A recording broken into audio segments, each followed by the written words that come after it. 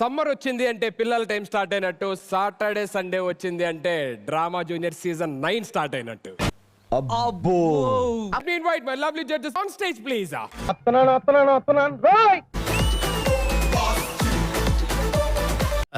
హే భాస్కర్, ఎలా ఉన్నావు?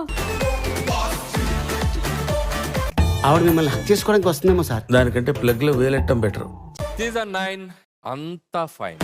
అచ్చా సీజన్ 8 అసలు హిట్ అవ్వడానికి మెయిన్ రీజన్ మీరే సార్. నిజమా? ఫ్యామిలీస్ ని అట్రాక్ట్ చేశారు, పిల్లల్ని అట్రాక్ట్ చేశారు, యూత్ ని అట్రాక్ట్ చేశారు. కుర్రోడు మంచి రొమాంటిక్ గా ఉన్నాడు.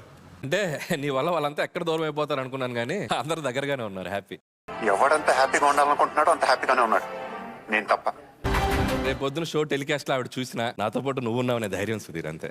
పొట్టోడికి దోలు తీరిపోయింది. ఏ బిడ్డ, ఇది నా అడ్డా.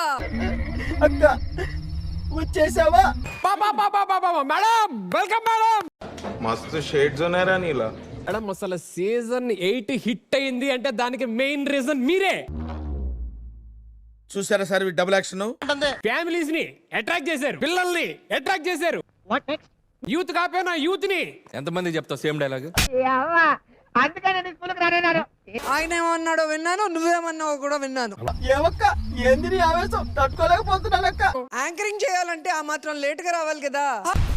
ఏమిటండి మీరు మాట్లాడేది? హాయ్, హలో, నమస్తే, welcome to drama junior season 9. ఒక పని చేయండి, జీ టీవీ ముందు ఒక రో యాడ్ చేసి రోజీ టీవీ అని పెట్టండి. అయిందా? బాగైందా? మీరు ఎన్ని ఓవర్ యాక్షన్ చేసినా ఇక్కడ సీజన్ 8 హిట్ అయింది నా నవ్వు వల్లే. ఆ